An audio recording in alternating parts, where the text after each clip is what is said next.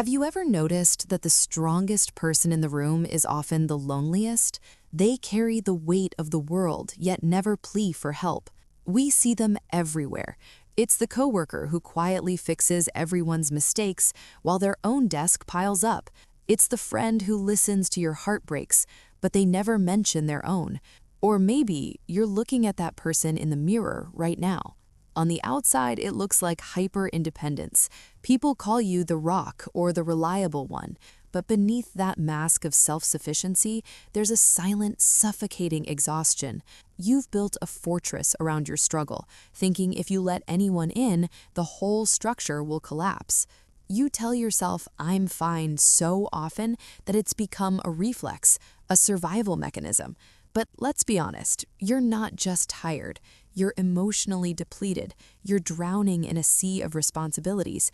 Yet you'd rather sink than grab the hand reaching out. This is a barrier draining your soul. Why do we do this to ourselves? Psychology suggests 4 primary anchors that keep us from support. 1. The burden complex. You feel your struggles are an inconvenience. You look at a world full of chaos and think, my problems don't deserve the space. So you minimize your pain until it becomes invisible. 2. The vulnerability tax. To ask for help is to admit you aren't invincible. For many, vulnerability is synonymous with weakness. You fear the judgment, the look in someone's eyes that says you couldn't handle it. You've been conditioned to believe value equals performance, and if you stop performing, you lose your value. 3. The trauma of past rejection. This is the most painful one. Perhaps once upon a time you did reach out, and what happened? You were dismissed, criticized, or betrayed. Your brain learned a dangerous lesson. Help is a risk, not a relief. So you decided it was safer to be your own hero. 4. The illusion of control.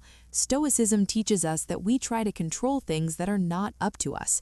By refusing help, you are desperately trying to maintain a grip on your reality. But here is the truth. Total independence is a myth. We are wired for connection, not isolation. So how do we break this cycle of silent suffering? It starts with cognitive reframing.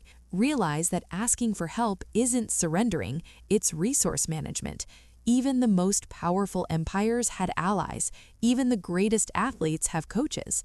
Start with the low-stakes ask. Ask for something small, a 5-minute vent session, help with a minor chore.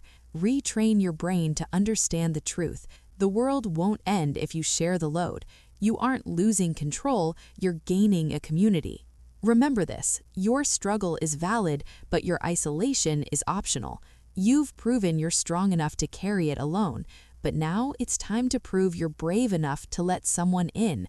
True strength isn't found in how much you can endure in silence. It's found in the wisdom to know when you've reached your limit. You don't have to be a martyr to be a hero. You are allowed to be human. If you've been carrying a heavy load lately, let this be your sign to put it down.